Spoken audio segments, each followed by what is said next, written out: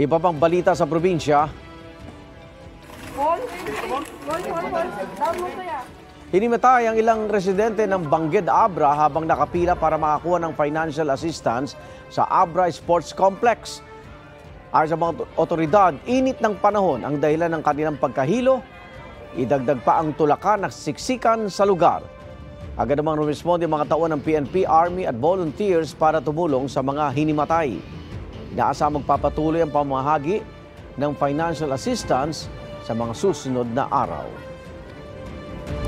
Sugatan naman ng isang estudyanteng nakamotorsiklo matapos sumalpok sa isang truck sa Bato, Catanduanes. Base sa investigasyon, binabaybay ng truck ang bahagi ng kalsada sa Barangay Sipi. Nang bigla itong magpalit ng linya, kaya nakabanggaan ang motorsiklo. Nasa kustodiya na ng pulisya ang driver ng truck. Patay po ang dalawang construction worker sa Tabuk, Kalinga matapos mas-suffocate sa loob ng isang balon sa Barangay Balawag. Ayon sa mga pulis, isa sa mga lalaki ang bumaba sa balon na tinatayang may 9 metrong lalim nang walang suot na protective gear. Habang nasa loob, nahilo raw ito kaya humingi ng tulong.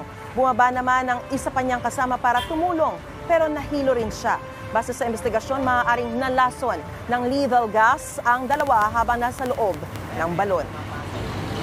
Igan, mauna ka sa mga balita. Mag-subscribe sa GMA Integrated News sa YouTube. Sa mga kapuso abroad, subaybayan nyo kami sa GMA Pinoy TV at sa www.gmanews.tv.